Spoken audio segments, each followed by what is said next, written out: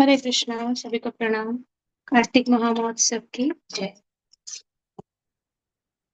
श्री श्री राधा गोविंद की जय। श्रील प्रभुपाद की जय।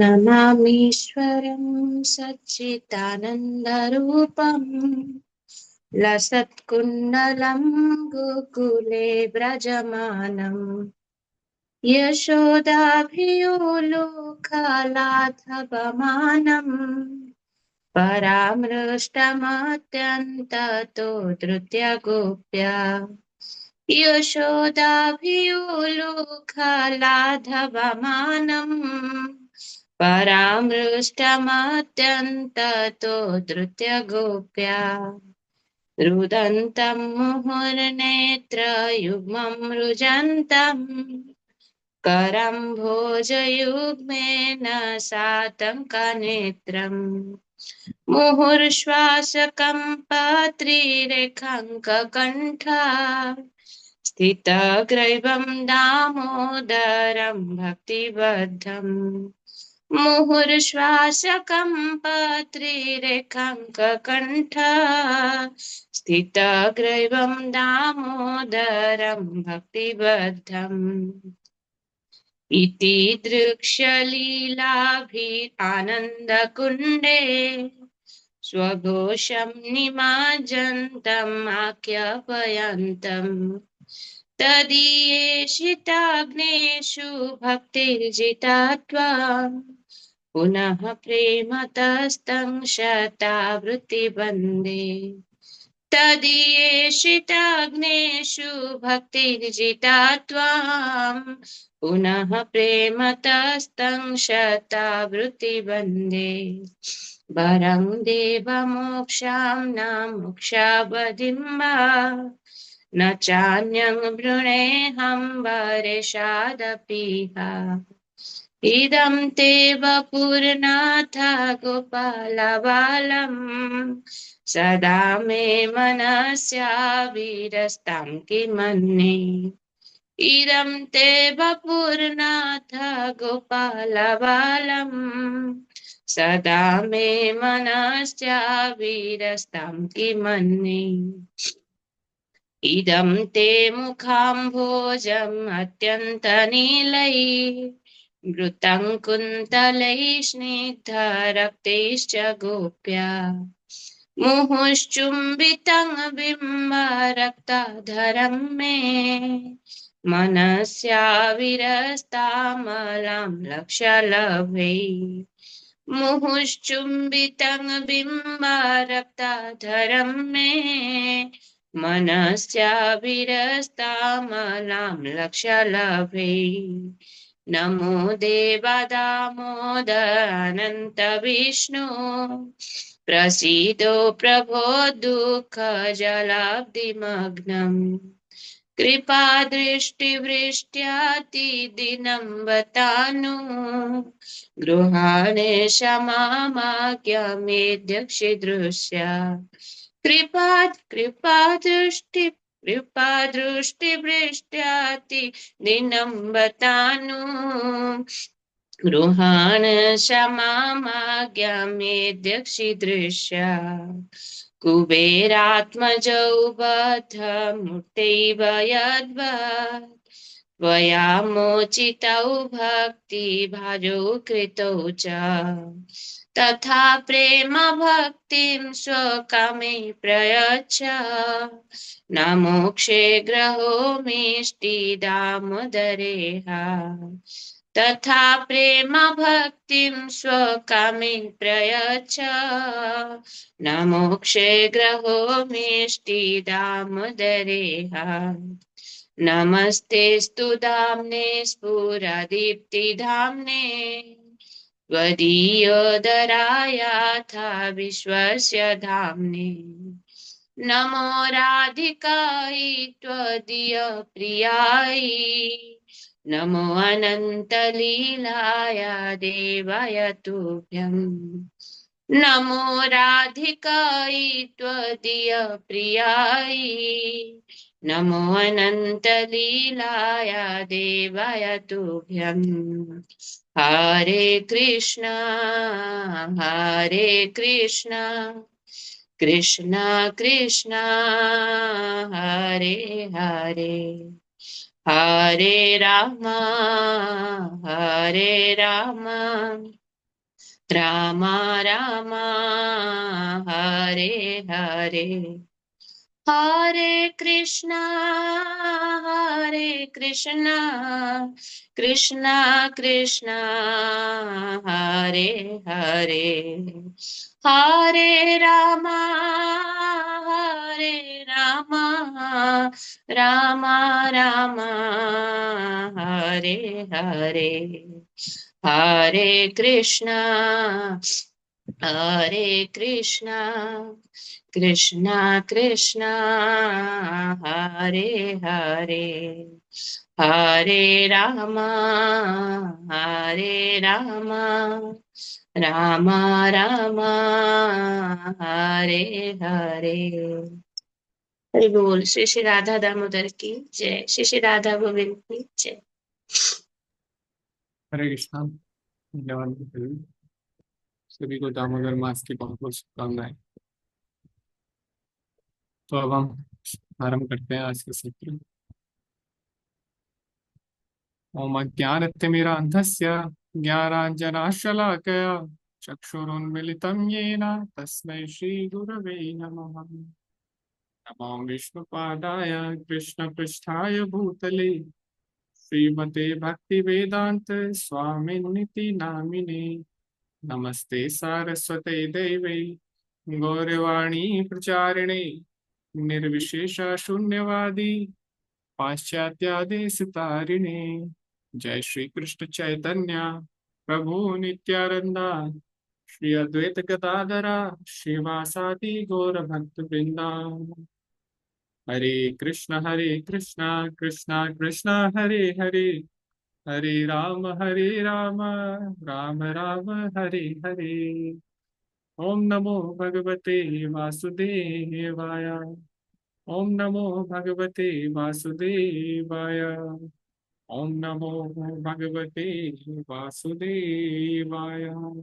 नारायणं नमस्कृत्य नरं चैव नरोत्तमं देवीं सरस्वतीं व्यासं ततो जयमुदीरये। नष्टप्रायेषु भद्रेषु नित्यं भगवत सेवया भगवते उत्तमश्लोके भक्तिर्भवति नैष्टिकी। कृष्णाय वासुदेवाय देवकी नंदनाय च नन्दगोपकुमाराय गोविन्दाय नमो नमः। मूकं करोति वाचालं पङ्गुं लङ्घयते गिरिं यत्कृपातमहं वन्दे श्रीगुरुं दीनतारिणं परमानन्दमाधवं श्रीचैतन्यमीश्वरं। हरे कृष्णा। सभी भक्तों का स्वागत है भक्ति वैभव के इस पाठ्यक्रम में, जिसमें हम जारी रखेंगे चर्चा अध्याय 3 की। और हम पहुंच चुके हैं 26वें सत्र में। और जो तीसरा अध्याय है उसमें हम चर्चा कर रहे हैं शुद्ध भक्तिमय सेवा के बारे में। और अब तक हम क्या क्या इसमें पढ़ चुके हैं हम एक बार देखेंगे। तो अभी हम इस दूसरे स्कंद में 2 अध्याय कर चुके हैं। इसमें पहला अध्याय भगवान के विराट रूप के ध्यान के विषय में था, और जो आसक्त योगी हैं वो किस प्रकार से भगवान का चिंतन कर सकते हैं। क्योंकि जो आसक्त योगी है वो भगवान के आध्यात्मिक रूप को नहीं देख सकते, इसीलिए वो भगवान के विराट रूप का चिंतन करके भगवान में अपना ध्यान लगाते हैं। और उसके बाद जो निरासक्त योगी हैं वो भगवान का परमात्मा रूप में अपने हृदय में ध्यान करते हैं, और भगवान के साकार रूप में, भगवान के सच्चिदानंद रूप में, जो भगवान का चतुर्भुज रूप है, शंख चक्र गदा पद्म के साथ उस पर ध्यान लगाते हैं। लेकिन वो ध्यान लगाते हैं भगवान के साकार रूप में, लेकिन उनकी जो गति होती है वो निर्विशेष गति होती है, यानी वो ब्रह्म में लीन होते हैं। क्यों? क्योंकि वो भगवान की सेवा नहीं करना चाहते। लेकिन जो पहले वाले योगी हैं, जो विराट रूप वाले हैं, या जो निराकारवादी है, उनसे श्रेष्ठ है। क्यों? क्योंकि ये कम से कम भगवान के साकार रूप को मानते हैं, उसको स्वीकार करते हैं। भले ही इनके अंदर सेवा भाव नहीं है, लेकिन फिर भी ये निर्विशेषवादियों से श्रेष्ठ है, जो परमात्मावादी है, क्योंकि ये परमात्मा के या भगवान के दिव्य रूप के बारे में जानते हैं। और इससे भी श्रेष्ठ है भगवान के भक्त, वो ना केवल भगवान के साकार रूप को मानते हैं बल्कि उसकी सेवा भी करना चाहते हैं। जैसे हमने दामोदर अष्टकम में पढ़ा, वरम देव मोक्षाम न मोक्षम वदी न चान्यम वृणेहम मरीषादति। ना मुझे कोई प्रकार का वर चाहिए, ना ही मुझे मोक्ष भी चाहिए। तो क्या चाहिए? इदम ते वपुरनाथ गोपाल बालम सदा में मनस्या विरास्तम की मैंने, कि जो आपका सुंदर बाल गोपाल रूप है वो हमेशा मेरे हृदय में विराजमान रहे, यानी हमेशा भगवान की सेवा करते रहे, भगवान की लीलाओं में वो नित्य निमग्न रहे। तो ये भगवान से प्रार्थना करते शुद्ध भक्त। ठीक है, तो ये अंतर है मेरे विशेषवादियों में, मायावादियों में, परमात्मावादियों में या भक्तों में।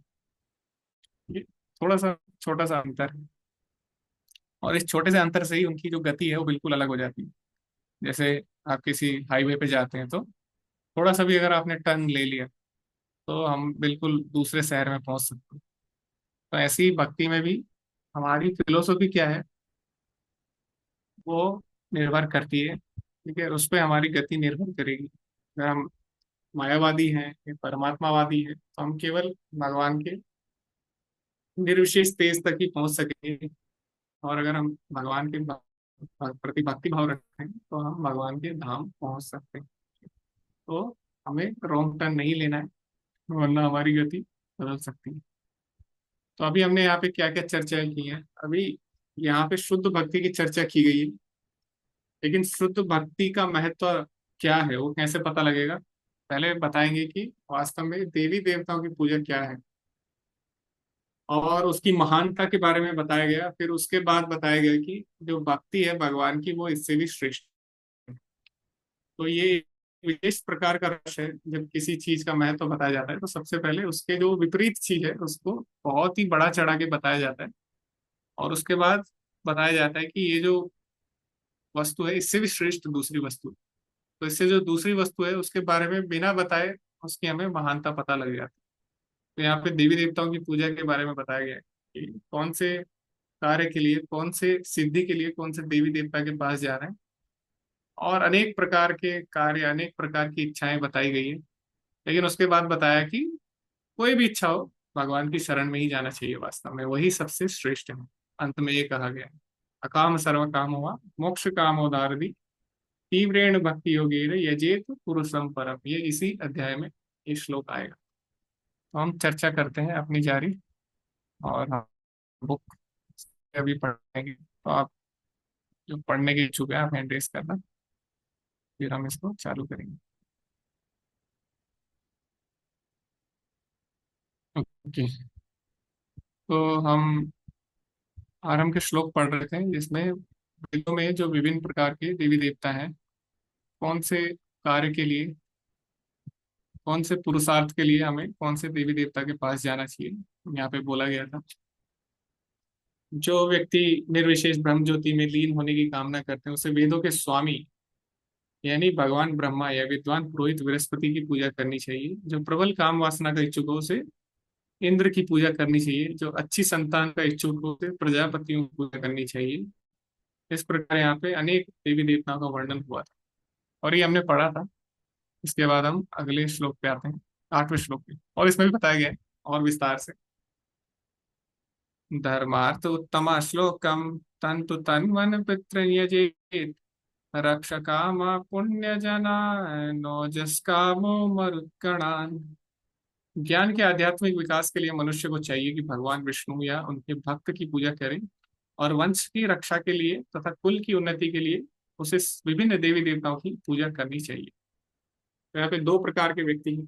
पहला जो अपने परिवार का भरण पोषण में ही अपना जीवन बिताएगा, और दूसरा जो आध्यात्मिक ज्ञान प्राप्त करके इस भौतिक संसार से बाहर निकलना चाहेगा। तो दो प्रकार के लोग हैं। तो जो व्यक्ति केवल अपने परिवार तक ही सीमित है, जो उसके भरण पोषण में ही अपना जीवन व्यतीत करना चाहता है, तो वो क्या करता है, वो विभिन्न देवी देवताओं की पूजा करता है।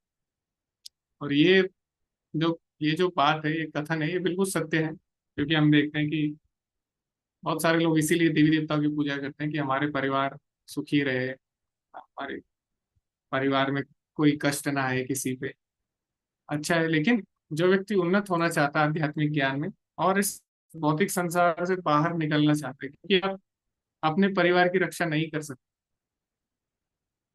अल्टीमेटली हम किसी की रक्षा नहीं कर सकते, क्योंकि हम परिवार की रक्षा, हम शरीर की रक्षा करना चाहते हैं। और शरीर की रक्षा कब तक करेंगे? क्योंकि उसमें जन्म मृत्यु जरा व्याधि तो आनी आनी है। तो इसीलिए एक समय बाद तो शरीर को नष्ट होना ही है। आप कितना भी किसी भी देवी देवता को मना लो, लेकिन एक समय बाद तो शरीर त्यागना ही पड़ेगा सबको। तो इसीलिए जो बुद्धिमान व्यक्ति है वो आध्यात्मिक ज्ञान लेके इस भाव बंधन से बाहर निकलना चाहता है। अब दो प्रकार के लोग हैं जेल में, जैसे भौतिक संसार जेल की तरह। तो एक जो कैदी है, वो कैदी सोचता है कि मैं इस जेल को कैसे अच्छा बनाऊं। इस जेल में एसी होना चाहिए, इस जेल में खाना अच्छा होना चाहिए, इस जेल में सब लोग सुखी रहने चाहिए जो मेरे मित्र हैं। लेकिन दूसरा कैदी सोचता है कि मैं इस जेल से किस प्रकार बाहर निकलूं, और किस प्रकार जो मेरे साथ वाले कैदी हैं उनको भी बाहर निकाला जाए। तो दोनों में अंतर है। तो जो दूसरा कैदी है जो बाहर निकलना चाहता है अपने पूरे मित्रों के साथ, वो ज्यादा श्रेष्ठ है। क्योंकि जेल में आप कितना भी प्रयास कर लो, जेल तो जेल ही रहेगी, वहां पे कष्ट आएगा ही। तो इसीलिए जो लोग अपने परिवार के बारे में उनको सुखी रखना चाहते हैं, उनको विभिन्न प्रकार की सुविधाएं देना चाहते हैं जेल के अंदर, वो जेल से बाहर नहीं निकलना चाहते, तो वो मूर्खता है। जो अच्छा व्यक्ति है वो अपने परिवार को भी जेल से बाहर निकालना चाहेगा, यानी अपने परिवार को भी भगवान की भक्ति के द्वारा बाहर निकालना चाहेगा। तो उसके लिए क्या करना चाहिए? आध्यात्मिक ज्ञान चाहिए, जो कि भगवान विष्णु या उनके भक्त की पूजा करके आएगा, यानी सेवा करके आएगा। तो यहाँ पे प्रभुपाद जी यही बात बता रहे हैं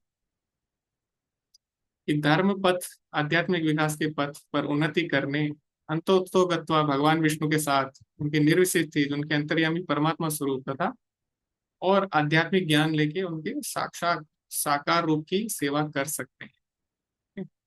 तो जब दिव्य ज्ञान में जब वृद्धि होती है तो व्यक्ति भगवान के बारे में, परमात्मा के बारे में और उनके ब्रह्म के बारे में जानकारी रखता है। वदंती तत्व, जो तत्वविद होते हैं वो भगवान को तीनों रूप में जानते हैं, परम सत्य को भगवान के रूप में, परमात्मा के रूप में और ब्रह्म के रूप में। तो ये वास्तव में दिव्य ज्ञान है। और यहाँ पे दूसरे प्रकार के व्यक्तियों के बारे में बताया गया है जो केवल अपने परिवार का भरण पोषण करना चाहते हैं। जो व्यक्ति अच्छा वंश स्थापित करना चाहता है और क्षणिक शारीरिक संबंधों की उन्नति से सुखी रहना चाहता है, उसे पितरों तथा अन्य पवित्र लोगों के देवताओं की शरण में जाना चाहिए। ठीक। तो हमें कौन सा बनना है इसमें से? हमें जेल में सबको अच्छी सुविधा देने वाला बनना है, या फिर हमें जेल से बाहर निकालने वाला बनना है? ये हमें निर्णय लेना है।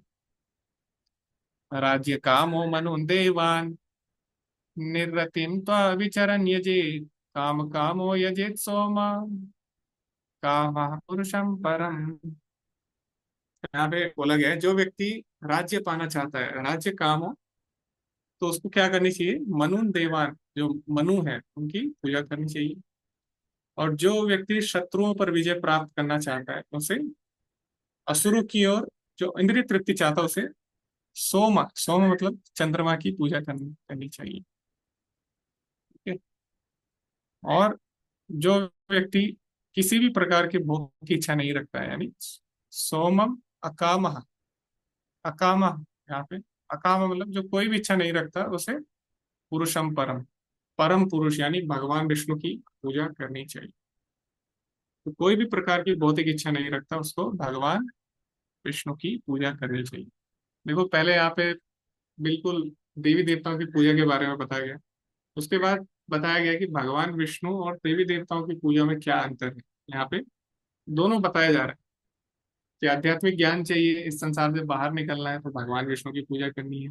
इस संसार के अंदर ही चाहिए तो देवी देवताओं की पूजा करनी चाहिए। इसी प्रकार यहाँ पे लिखा है कि अगर किसी को बहुत अधिक भोग करना है तो अब दो प्रकार के रस हैं, जैसा कि हम भक्ति रसामृत सिंधु में पढ़ते हैं। एक आध्यात्मिक रस है और एक भौतिक रस है। जो भौतिक रस है उसका जो स्रोत है वो कौन है? वो चंद्रमा है। ऐसा बोला जाता है कि जितने भी प्रकार के रस हैं, भौतिक रस हैं, वो सब चंद्रमा से ही आते हैं। तो जिसको भौतिक रस का आनंद लेना है, उसको चंद्रमा की पूजा करनी चाहिए, क्योंकि चंद्रमा से ही रस आता है। अगर चंद्रदेव की कृपा नहीं होगी तो कुछ भी खा लो, उसमें रस टेस्ट नहीं आएगा। तो जो रस आता है वो चंद्रमा से आता है, भौतिक रस चंद्रमा से ही आता है। लेकिन भगवान बताते हैं वास्तव में चंद्रमा में जो रस है वो भी मेरे कारण ही आता है। तो ऐसा भगवान ने कहा भी बताया, कोई बता सकते हैं? चंद्रमा में जो रस है वो मेरे से ही आता है, क्योंकि भौतिक रस हो या आध्यात्मिक, आते हो भगवान से ही है। ऐसा कहाँ पे भगवान ने बोला है?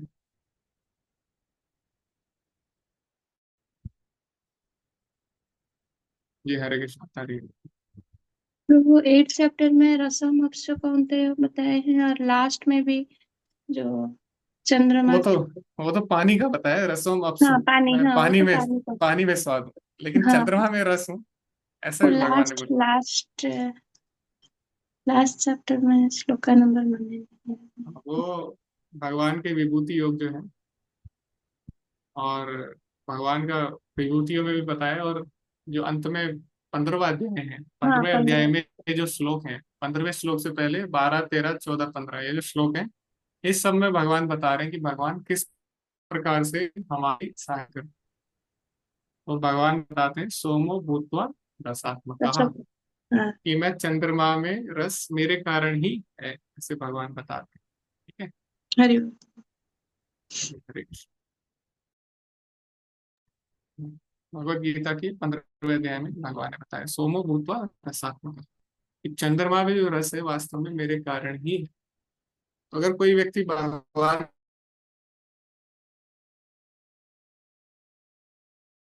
सारे रस भगवान से ही आ रहे हैं, तो हमें अलग रस के लिए, अलग अलग भोग के लिए वास्तव में भागना नहीं पड़ेगा। हम भगवान की शरण में जाते हैं तो दिव्य रस की प्राप्ति होती है, जिसके सामने भौतिक रस कुछ भी नहीं है। तो इसीलिए यहाँ पे कहा गया कि हमें वास्तव में अगर कोई भी भोग की इच्छा नहीं है तो भगवान की शरण में जाना चाहिए,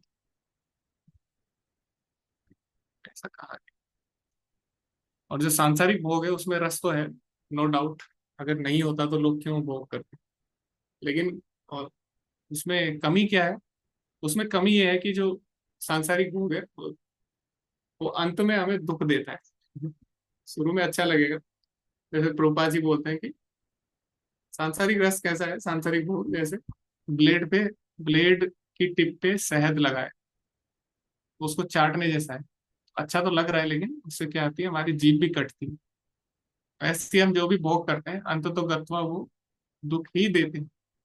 यही संस्पर्शया भोगा दुख योनय एवते आद्यंतवंत होते न तेषु रमते बुधा। बुद्धिमान व्यक्ति ये बात जानता है और उसमें भाग नहीं लेता है। तो यही यहाँ पे रूपा जी बता रहे हैं।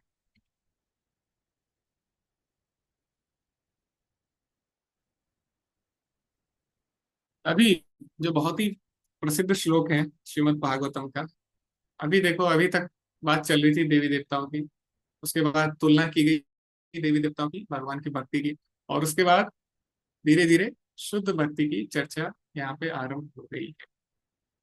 तो श्लोक बहुत ही महत्वपूर्ण है। अकाम सर्व कामो वा मोक्ष कामा उदारधि तीव्रेण भक्ति योगेन यजेता पुरुषं परम। तो यहाँ पे बताया गया है, कोई अगर व्यक्ति अकाम, अगर किसी की कोई भी भौतिक इच्छा नहीं है, कोई आत्माराम है, या सर्व काम, या कोई व्यक्ति ऐसे होते हैं जिनकी बहुत सारी भौतिक इच्छाएं हैं, या मोक्ष काम, या कोई व्यक्ति ऐसे हैं जो मोक्ष की इच्छा रखते हैं। ठीक है, वो उनको ना भोग चाहिए, ना उनको भौतिक इच्छाएं हैं, तो वो क्या चाहते हैं, मोक्ष चाहते हैं।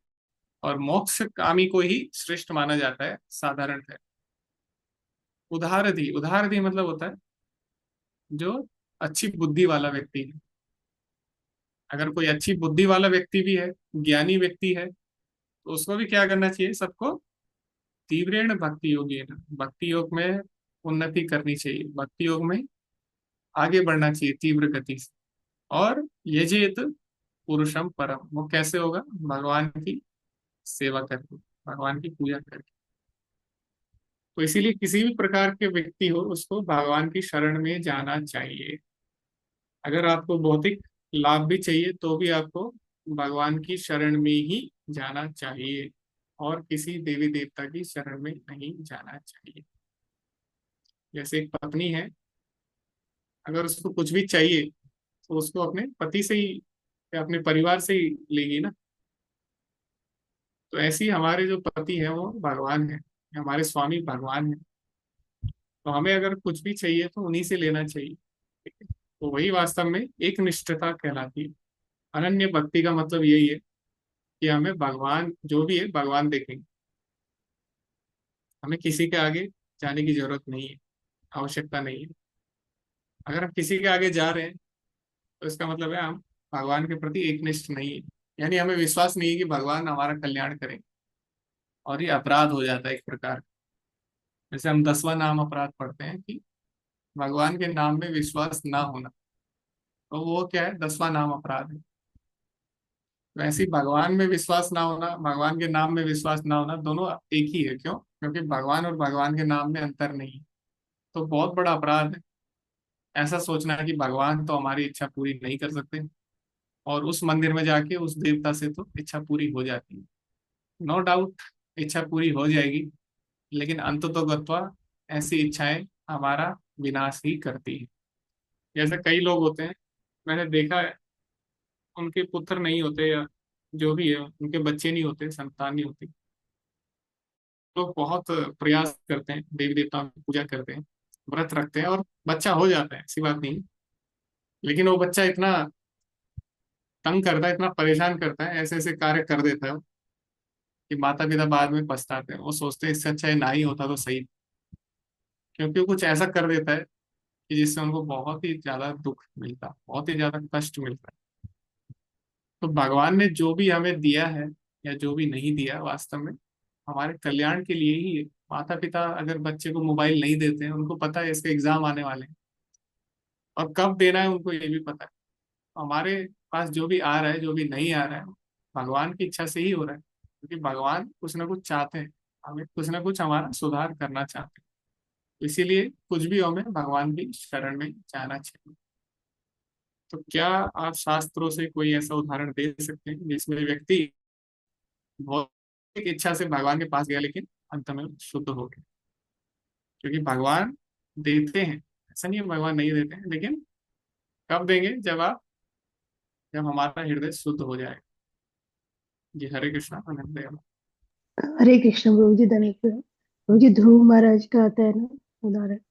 हाँ हाँ हाँ। जी माता जी, एक ध्रुव महाराज है। तो जैसे माता पिता बच्चे को कभी भी मोटरसाइकिल नहीं देंगे जब तक उसको उसके पास लाइसेंस, जब तक उसको चलाना ना है तब तक उसको सड़क पे नहीं भेजेंगे। और बच्चा अगर जिद करे नहीं मुझे बाइक चलानी है, बाइक चलानी है, तो सड़क पे निकल जाए चोरी छुपे, तो उसका एक्सीडेंट हो सकता है। तो जब माता पिता को पता लग जाएगा हमारा बच्चा सीख गया है अच्छे से गाड़ी चलाना, स्वयं बच्चे को देंगे, उसके साथ जाएंगे। तो भगवान भी ऐसी है। भगवान जब हम हमें देखते हैं कि हम वास्तव में हमारे लिए ये वस्तु सही है, तब ही हमें भगवान वो वस्तु देते हैं, वरना नहीं देंगे। तो भगवान ने, ध्रुव महाराज ने कुछ भी अच्छा नहीं किया अंत में, क्योंकि उनको भगवान मिल गए थे। तो उन्होंने बोला भगवान, भले ही मैंने भोग के लिए आपकी भक्ति की, लेकिन अभी तो मुझे कुछ नहीं चाहिए। लेकिन फिर भी भगवान ने उसको दिया। क्यों? तो हमारे जो भक्त लोग हैं बताते हैं, क्योंकि अगर भगवान नहीं देते तो लोगों को क्या लगता कि देखो भगवान तो अपने भक्तों को कुछ नहीं देते। ऐसा नहीं है, भगवान देते हैं, लेकिन वो देखते हैं कि भक्त के लिए क्या सही है, क्या सही नहीं है। और जो चीज भक्तों के लिए सही नहीं है उसको छीन लेते हैं। और जैसे हमने पढ़ा प्रभुपाद जी के जीवन में भी, प्रभुपाद लीलामृत में भी, और भागवतम में भी एक श्लोक आता है कि जिसमें मेरी विशेष कृपा होती है उससे मैं सब कुछ छीन लेता हूँ। सब कुछ छीन लेना मतलब जो उसके भक्ति के प्रतिकूल होता है उसको मैं छीन लेता हूँ, जो भक्ति के अनुकूल होता है उसको मैं देता हूँ। योगक्षेमम वहाम्य, तो दो श्लोक है, एक में भगवान बोलने में सब देता हूँ और एक में भगवान बोलने में सब लेता हूँ। तो दोनों ही सही है, क्यों? क्योंकि जो भक्ति के अनुकूल है वो भगवान देते हैं, जो भक्ति के प्रतिकूल है वो भगवान लेते हैं। तो दोनों श्लोकों में विरोधाभास नहीं है, दोनों एक ही बात बोल रहे हैं। तो इसीलिए किसी को कुछ चाहिए तो भी भगवान के पास ही जाना चाहिए, क्योंकि भगवान देंगे, और जैसा देंगे वो अच्छा ही देंगे, जितना देंगे अच्छा ही देंगे, और जिस समय पे देंगे वो भी अच्छा ही देंगे, जिस जगह पे देंगे वो भी अच्छी होगी, और जिस परिस्थिति में देंगे वो भी अच्छी होगी। तो भगवान देश काल परिस्थिति देख के देंगे। हम लोग क्या है, हम लोग बिना देश काल परिस्थिति पात्र के कोई चीज चाहते हैं, लेकिन भगवान ऐसे नहीं है। तो इसीलिए हमें कोई बीमारी है तो वास्तव में हमें डॉक्टर के पास ही जाना चाहिए। और अगर आप गलती से हॉस्पिटल चले गए, आपको कोई बीमारी आपको पता नहीं है, तो भी आप सही हो जाओगे, डॉक्टर आपको देखेगा और दवाई दे देगा। तो गलती से ही सही आप सही जगह पहुंच गए। तो आप भले ही किसी और इच्छा से गए हो, लेकिन आप सही जगह पहुंच गए, आप भगवान की शरण में पहुंच गए, तो आपका इलाज हो जाएगा, तो हम सुधर जाएंगे। भले ही किसी भी इच्छा से गया हो या बिना इच्छा के गया हो, कैसे भी गया हो, भगवान की शरण में चला गया तो उसका उद्धार होना ही होना है। इसीलिए भगवान भगवद गीता में बोल रहे हैं, चतुर्विधा भजन्ते मां जना सुकृतिनो अर्जुन। सुकृतिनो मतलब होता है सौभाग्यशाली। तो भगवान ने सौभाग्यशाली क्यों कहा है? उनको सबको कहा है। आर्थ जिज्ञास अर्थार्थी ज्ञानी चा भरत ऋषभ। चाहे वो दुख में आए, चाहे वो जिज्ञासावश आए, चाहे वो दिव्य ज्ञान में आए, और चाहे वो किसी भौतिक इच्छा से आए, लेकिन हर किसी को भगवान ने सुकृतिनो कहा है। क्यों? क्योंकि वो आ तो गए ना, आ गए तो अब क्या होगा, सुधर जाएंगे। कोई कैसे भी आया, भगवान की शरण में आ गया एटलीस्ट, तो यानी उसका कल्याण होना ही होना है। और ये जो बात है हमें समझनी चाहिए। जब हम कम्युनिटी में रहते हैं, हर प्रकार के भक्त रहते हैं, और कोई नए नए जुड़े हैं, कोई बहुत साल से जुड़े हैं, या किसी में कोई ऐसी आदत है जो आपको अच्छी नहीं लग रही होगी या हमें अच्छी नहीं लगती, लेकिन हमें जैसे भगवान सोच रहे हैं वैसे ही हमें सोचना चाहिए। भगवान ये सोचते हैं कि ठीक है, इसके अंदर कुछ भी है, लेकिन ये कम से कम मेरी शरण में आ गया, इसने प्रोसेस, इसने जो मार्ग है वो सही पकड़ लिया है, तो इसका कल्याण होना ही होना है। तो ऐसी कोई भी भक्त है, वो रूपा जी के आंदोलन में जुड़ गया है, चैतन्य महाप्रभु के, ठीक है, हो सकता है अभी कुछ कमियां हो, लेकिन उसका रास्ता सही है। अगर वो उस रास्ते पे चलेगा तो उसका कल्याण हो जाएगा।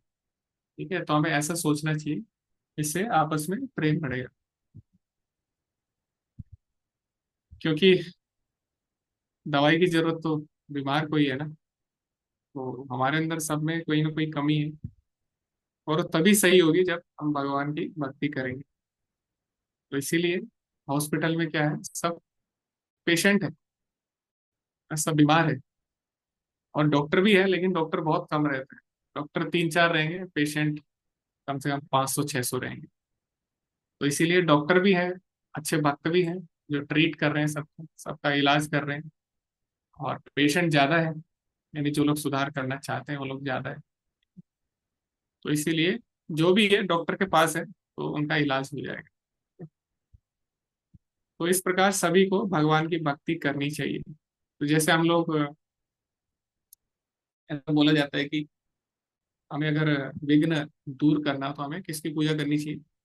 हमें नरसिंह देव की पूजा करनी चाहिए, है ना?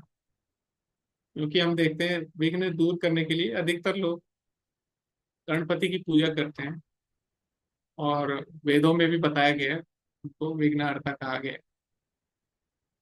लेकिन अगर हम पूरा पढ़े, गणेश जी को शक्ति है वो वास्तव में नरसिंह देव से ही मिलती है। यद पाद पल्लव विनिधाय कुंभ। तो इसीलिए जो हमारे सिद्धांत है वो भागवतम का सिद्धांत है। भागवतम कहता है कि आपको कोई भी भौतिक वस्तु भी चाहिए हो तो फिर भी आपको भगवान की शरण में जाना है। तो अगर हमें चाहिए कि हमारे जो विघ्न है, कष्ट दूर हो, इसीलिए ताकि हम भक्ति कर सके अच्छे से, ना? तो हम किसकी शरण में जाते हैं? हम नरसिंह देव भगवान की शरण में जाते हैं। ठीक है, तो ऐसे भक्त लोगों का यही है सिद्धांत कि वास्तव में जो भी मांगना है आप भगवान से मांग। देवी देवताओं का आप सम्मान करो, रिस्पेक्ट करो, लेकिन मांगने की जब बारी आती है तो भगवान से ही मांगे। तो ये था इस श्लोक का अर्थ। और इसमें अकाम, अकाम यानी जिनकी कोई इच्छा नहीं है, या जो ज्ञानी लोग हैं उनको भी भगवान के शरण में जाना चाहिए। आत्मा रामस्य मुनि निर्ग्रंथा कुर्वन्ति अहेतु किम भक्तिम इत्थम भूत गुणम। जिसकी कोई इच्छा नहीं है उसको भी भगवान की शरण में जाना चाहिए। क्योंकि कोई इच्छा नहीं है, भौतिक इच्छा नहीं है, लेकिन आध्यात्मिक इच्छा होनी चाहिए। और इच्छा रहेगी ही रहेगी हमेशा, ऐसा नहीं है कि इच्छा नहीं रहेगी। और अगर भौतिक इच्छा नहीं है तो आध्यात्मिक इच्छा होनी चाहिए, क्योंकि कुछ छोड़ने से पहले हमें कुछ पकड़ना होगा। जैसे मान लो आपको एक पेड़ से दूसरे पेड़ में छलांग लगानी, या एक रस्सी से दूसरी रस्सी में जाना है, तो पहले दूसरी रस्सी पकड़नी पड़ेगी, फिर एक रस्सी छोड़नी पड़ेगी, वरना क्या होगा, हम गिर जाएंगे। तो ऐसी हमें भौतिक इच्छा छोड़नी है तो उसके लिए हमें आध्यात्मिक इच्छा पकड़नी होगी, वरना हम गिर जाएंगे। इसलिए हम देखते हैं बहुत सारे साधु लोग हैं वो हिमालय चले जाते हैं, बद्रीनाथ चले जाते हैं, लेकिन सब चीज छोड़ दिया, परिवार छोड़ दिया, घर बार, बिजनेस, जॉब, सब चीज छोड़ दिया, लेकिन उसने चिलम पकड़ लिया। तो चिलम पकड़ लिया, और क्योंकि छोड़ना कोई बड़ी बात नहीं, पकड़ना बड़ी बात है। क्योंकि उसने भगवान की सेवा नहीं पकड़ी, उसने हाथ में अगरबत्ती नहीं पकड़ी, तो इसलिए उसको क्या करना पड़ा, धुआं तो उसको करना ही था, अगरबत्ती का नहीं, तो उसने चिलम का धुआं कर दिया। तो ऐसे होता है, हमें पकड़ना जरूरी है, पकड़ना महत्वपूर्ण है। तो जो अकाम है, यानी जिनके अंदर कोई भी इच्छा नहीं है, अच्छी बात है, लेकिन उनके अंदर भगवान की भक्ति की इच्छा होनी चाहिए, तभी बाकी इच्छाएं जाती, वरना फिर पतन हो जाता है। क्योंकि पकड़ना इंपॉर्टेंट है, छोड़ना, छोड़ तो अपने आप जाएगा। हम एक चीज को पकड़ते हैं, दूसरी चीज अपने आप छूट जाती है ना। जो लोग सिगरेट पीते हैं वो बीड़ी पीना छोड़ देते हैं, तो बीड़ी तो छोड़ दिया, अच्छी बात है ना, लेकिन उसने सिगरेट पकड़ लिया, तो वो गलत बात हो गई। तो छोड़ना बड़ी बात नहीं है, हमने पकड़ा क्या है वो बड़ी बात है, उसी से पता लगेगा हम कहाँ जा रहे हैं। हम भक्ति पकड़ेंगे तो भौतिक इच्छा अपने आप छूट जाती है।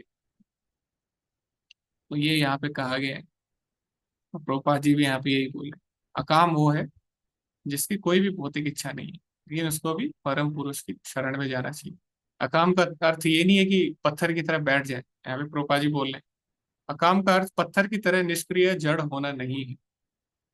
अगर हमको चुपचाप बैठना ही होता है एक जगह पे, तो भगवान हमको पत्थर बना देते। भगवान ने हमको इतनी इंद्रियां क्यों दी, ताकि हम भगवान की सेवा कर सकें। ऋषि से सेवनम भक्ति उच्यते। तो यही यहाँ पे रूपा जी बोल रहे हैं अपने तात्पर्य में, कि अकाम मतलब ये नहीं है कि हम लोग बैठ जाएं हिमालय में जाके। अकाम मतलब हम भगवान के लिए इच्छा करें।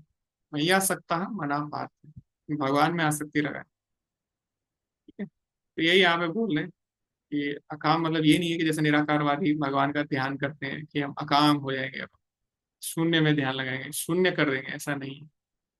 और उदार धी का मतलब क्या है, जो व्यापक बुद्धि वाले। ठीक है? तो यहाँ पे प्रभुपाद जी लिख रहे हैं जो लोग भौतिक भोग की कामना करते हैं वे छोटे मोटे देवी देवताओं की पूजा करते हैं, और उनको माया अपतक ज्ञान, ये हृदय ज्ञान कहा जाता है, तो उनकी भत्सना की गई है। लेकिन यहाँ पे हमें चाहे कोई भी हो, उसको भगवान की सेवा करनी चाहिए, क्योंकि जब किसी को नदी मिल जाती है तो छोटे छोटे कुओं की आवश्यकता नहीं पड़ती है। तो भगवान भगवत गीता में बोलते हैं, यावानार्थ उदपाने सर्वतः संप्लुतोदके तावान सर्वेषु वेदेषु ब्राह्मणस्य विजानतः। जिसको वेदों का सार पता लग गया उसको, ऐसा है जैसे छोटी छोटी नदियों का सार, छोटे छोटे कुओं का सार नदी में हो जाता है। वैसे ही जिसको वेदों का सार पता लग गया वो अलग अलग देवी देवताओं की पूजा नहीं करता या उनसे भौतिक भोग नहीं मांगता, क्योंकि उसको पता लग गया है कि वास्तव में भगवान की सेवा ही वेदों का सार है। वेदेश सर्वेर हमेव वेद्य। आगे कहा गया है, एतावानेव यजताम इहानी श्रेयसोदयः भगवत चलो भावो यद भागवत संगतः। तो ठीक है, अभी प्रॉब्लम पता है कि इसका इलाज कैसे होगा। लोग देवी देवताओं से आसक्त रहते हैं और उनको अपने परिवार का एक विशेष अंग समझते हैं। जैसे हर परिवार के कुल देवता है, फिर हर गांव के एक ग्राम देवता है, फिर हर क्षेत्र के एक क्षेत्र देवता है, फिर हर जो सिटी है, नगर है, उसके भी देवता है, नगर देवता है। ऐसे अनेक देवी देवता है, और उनसे लोग आसक्त रहते हैं। आज भी हम देखते हैं लोग अनेक देवी देवताओं की पूजा कर रहे हैं। भले ही अब उनका थोड़ा भाव अलग हो गया है और बहुत सारी चीजें छूट गई है, लेकिन अभी भी कर रहे हैं। तो ऐसे लोगों का किस प्रकार से उद्धार होगा? क्योंकि वो लोग बिल्कुल भी आपकी बात नहीं मानेंगे, या हमारी बात तो नहीं मानेंगे। तो उनका उद्धार कैसे होगा? यहाँ पे बताया गया है। अनेक देवताओं की पूजा करने वाले विविध प्रकार के लोग भगवान के शुद्ध भक्त की संगति से ही सर्वोच्च सिद्धिदायक वर प्राप्त कर सकते हैं, जो भगवान पर अविचल आकर्षण के रूप में होता है। तो यहाँ पे बोला गया, भगवती अचलो भावो यद भागवत संगता। भागवत यानी भगवान के जो शुद्ध भक्त है, ये वो हो गया भक्त भागवत। एक हो गया ग्रंथ भागवत। ग्रंथ भागवत या भक्त भागवत। और ग्रंथ भागवत तो हम लोग नहीं समझ सकते बिना भक्त भागवत के। तो वास्तव में अल्टीमेटली भक्त भागवत से ही सबका उद्धार होना चाहिए। और हमने देखा है कि ऐसा होता है, भक्तों की संगति में जब लोग आते हैं तो जानते हैं भगवान के बारे में। तो ऐसा नहीं है देवी देवताओं को छोड़ देते हैं। देखो, देवी देवता है, उनका सम्मान है, लेकिन उनका पद क्या है वो पता होना आवश्यक है। तो देवी देवताओं को सम्मान करना, उनका पूजा करना, वो सही है, लेकिन किस भाव से कर रहे हैं? उनको भगवान का अंग मान के, भगवान का सेवक मान के, या उनको परम भगवान मान के? तो ऐसा नहीं हम लोग को छोड़ देना चाहिए। अगर हमारे कुल देवता है, ग्राम देवता है, जो भी है, हमें ये सोचना चाहिए कि ये भगवान के अंश है, भगवान के सेवक के रूप में हम लोग को देखना चाहिए। तो ऐसा नहीं हम कृष्ण की भक्ति करेंगे तो बाकी देवी देवताओं का क्या होगा, ऐसा लोग सोचते हैं। अगर हर कोई कृष्ण की भक्ति करेगा तो देवी देवताओं का क्या होगा? कुछ नहीं होगा, उनकी भी सेवा चलती रहेगी।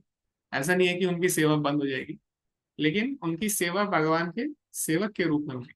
और तभी हम लोग आगे बढ़ पाएंगे आध्यात्मिक जीवन। अगर हम देवी देवताओं की पूजा परम भगवान मान के करते रहेंगे तो हम इसी संसार में रहेंगे, हमारा उद्धार नहीं हो पाएगा। और एक दिन हम भी वो देवी देवता बन जाएंगे, उसमें कोई बड़ी बात नहीं है। देवी देवता भी जीवात्मा है, तो हम भी वो देवी देवता बन जाएंगे। लेकिन हमें बिल्कुल भी अच्छा नहीं लगेगा अगर कोई हमको परम भगवान मान के सेवा करेगा, तो हमको अच्छा नहीं लगेगा। क्योंकि हमको कोई हमारे पिता के नाम से बोले तो क्या आप हमको अच्छा लगेगा? हम हमारे पिता है ही नहीं, हमारे पिता तो कोई और है। तो हमको कोई हमारे पिता के नाम से बोलेगा, हमको अच्छा नहीं लगेगा। हम बोलेंगे अरे हम, ये तो मेरे पिता का नाम है, आप उनसे मिलना चाहते हैं, आप उनके पास जाइए। तो ऐसी कोई हनुमान जी की सेवा या किसी की भी सेवा परम भगवान मान के करता है तो ये बिल्कुल गलत है। और कई लोग समझते हैं कि किसी भी देवी देवता की पूजा कर लो, एक ही बात है। ऐसा बिल्कुल भी नहीं है।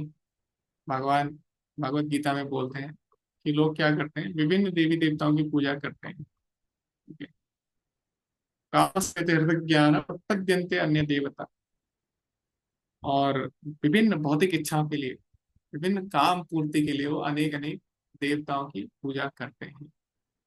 और भगवान ये भी बताते हैं, ये चापी अन्य देव भक्ता यजंते श्रद्धयान्विता। जितने भी अलग अलग देवी देवताओं की पूजा है, श्रद्धा से लोग करते हैं, जो देवताओं के भक्त हैं, यजंती श्रद्धयान्विता ते अपि मामेव कौन्ते यजंती अविधि पूर्वकम।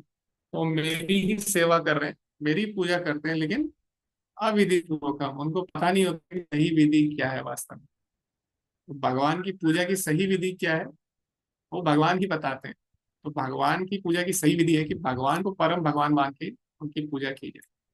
ना कि जैसे आपने किसी को लेटर देना है, जैसे मान लो किसी का नाम आत्माराम है, आत्माराम को आपने चिट्ठी देनी है। तो आपने क्या किया, घंटी बजाई और आत्माराम का लड़का आया गेट के बाहर, उसका नाम है तुकाराम। तो आपने तुकाराम को बोला, अरे आत्माराम ये लो आपके लिए लेटर है, और आप चले गए।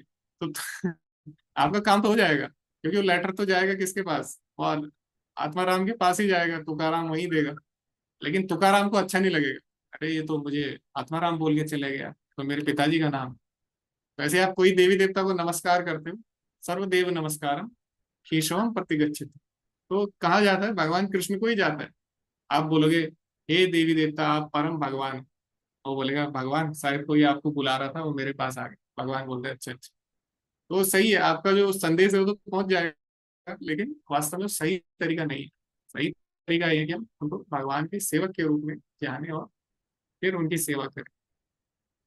किसी भी देवी देवता का अपमान कभी भी नहीं करना चाहिए, क्योंकि वो बहुत ही श्रेष्ठ है, हमसे बहुत बहुत बहुत करोड़ों करोड़ों करोड़ों गुना श्रेष्ठ है। ठीक है, तो हमें उनका आशीर्वाद लेके हमें उनका सम्मान करके भगवान की भक्ति ही उनसे मांगनी चाहिए वास्तव में। ठीक है? तो यही यहाँ पे बताया गया है कि ऐसा तब होता है जब कोई व्यक्ति भगवान के भक्तों के संग में आता है, उसको पता लगता है कि वास्तव में हाँ देवी देवता कौन है, तो वास्तविक पद को जान के ही वो उनकी सेवा अच्छे से कर सकता है। अगर आपको पता ही नहीं किसी का वास्तविक पद क्या है, तो आप उसकी अच्छे से सेवा नहीं कर सकते। तो यही यहाँ पे प्रभुपाद जी बताते हैं। तो बिना भक्तों के संग के व्यक्ति ऐसी भटक जाता है, उसको पता ही नहीं लग पाता देवी देवताओं की क्या वास्तव में पद है, क्या अवस्था है।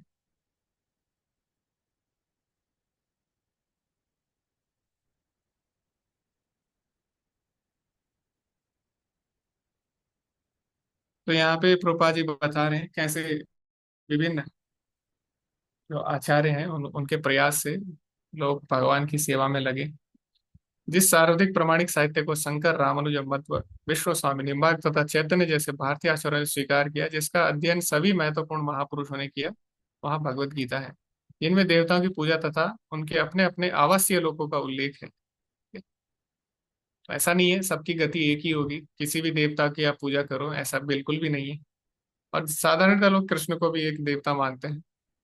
देखो देव तो, देव जो शब्द है वो सबके लिए प्रयोग हो सकता है, कृष्ण के लिए भी प्रयोग हो। कृष्ण भी देवता है।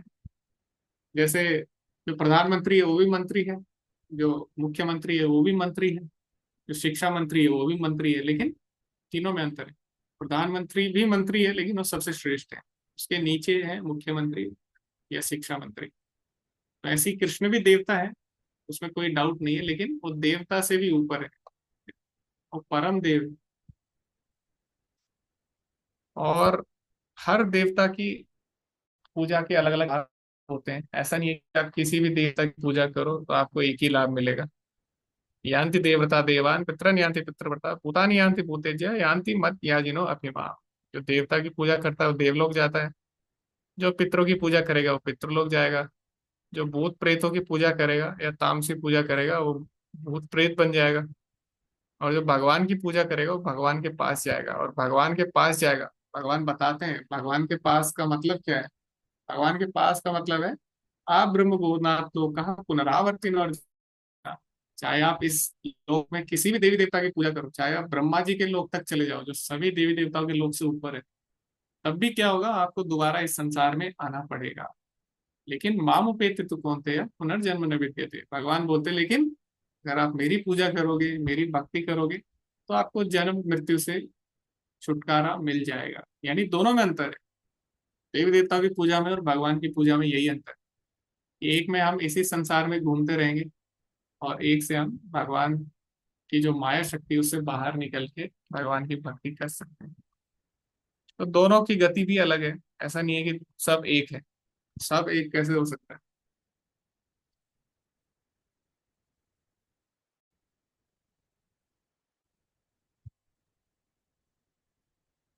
ज्ञानम यदा प्रतिनिवृत्ता गुणोर्मी चक्र आत्म प्रसाद उत यत्र गुणेष्व संगः कैवल्य सम्मत पथस्त्वत भक्ति योगः को निवृतो हरि कथा सुरतिम न कुर्यात्।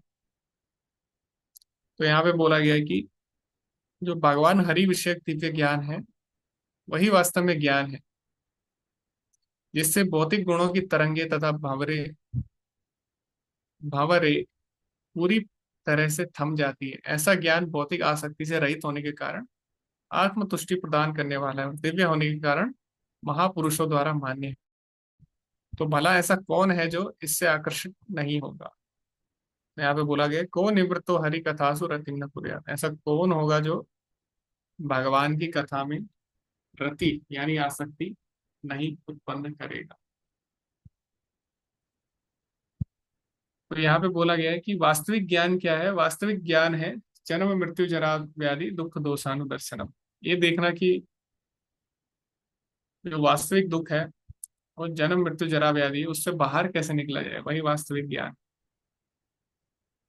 और वो है आध्यात्मिक ज्ञान। और भौतिक ज्ञान है वास्तव में उसको ज्ञान कभी नहीं बोला गया। दो वस्तुएं हैं, विद्या और अविद्या। विद्या मतलब होता है आध्यात्मिक ज्ञान और अविद्या मतलब होता है भौतिक ज्ञान। और जो ईशोपनिषद है उसमें भी बताया गया है कि जो अविद्या है उससे क्या होता है, विद्याम च अविद्याम च यस्तद् वेदो वयम स, दोनों को जानना चाहिए। दोनों को जानने से क्या होता है, अविद्या मृत्युम तीर्थवा। तो अविद्या से, भौतिक संसार से, भौतिक ज्ञान से क्या होता है, हम इस जीवन को अच्छा बना सकते हैं, लेकिन विद्या अमृत अश्नुते, लेकिन जो आध्यात्मिक ज्ञान है उससे उससे हम शाश्वत जीवन को अच्छा बना सकते हैं। विद्या मृत्युम तीर्थवा, अविद्या मृत्युम तीर्थवा विद्या अमृत अश्नुते। जो अविद्या है वो मृत यानी सांसारिक लोक का ज्ञान है, और जो विद्या है अमृतम अश्नुते, उससे हम आध्यात्मिक ज्ञान या आध्यात्मिक लोक के बारे में जान सकते हैं। तो इसीलिए आध्यात्मिक ज्ञान आवश्यक है, क्योंकि उससे हम भौतिक आसक्ति से बाहर निकल सकते हैं और भगवान के दिव्य रस को प्राप्त कर सकते हैं।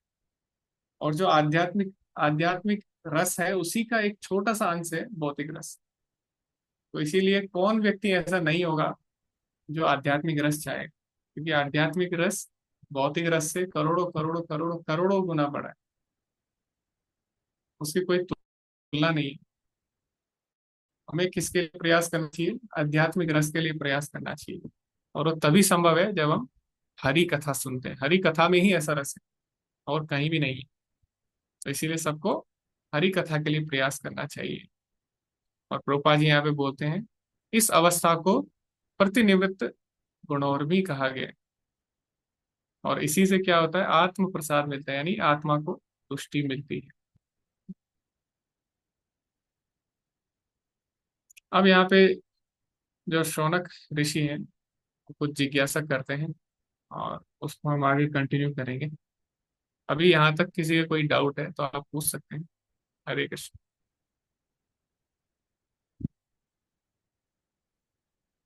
यहाँ तक किसी का कोई डाउट है? हरे कृष्ण।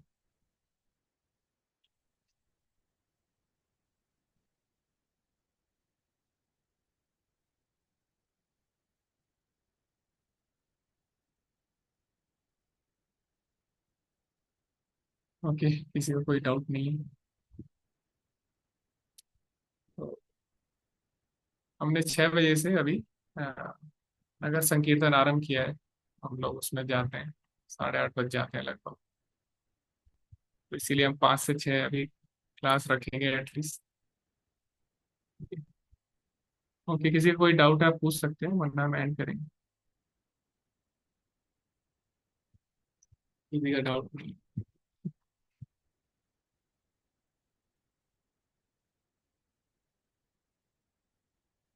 जी हरे कृष्णा, आनंद है। हरे कृष्णा प्रभु जी। प्रभु जी, नगर संकीर्तन प्रारंभ किया आपने? मतलब टेम्पल ने स्टार्ट किया है अभी हाँ इस जी, हाँ समय। जी, वही वही मैं पूछ। जी जी, 6 बजे से ओके। आरंभ होता है। ओके। जी धन्यवाद। जी, हरे कृष्ण। ओके, धन्यवाद सभी भक्तों का। वाञ्छा कल्पतरुभ्यश्च कृपा सिन्धुभ्येव च पतितनां पावनेभ्यो वैष्णवेभ्यो नमो नमः। अनंत कोटि वैष्णव की जय। श्रील प्रभुपाद की जय। हरे कृष्णा। धन्यवाद सभी का।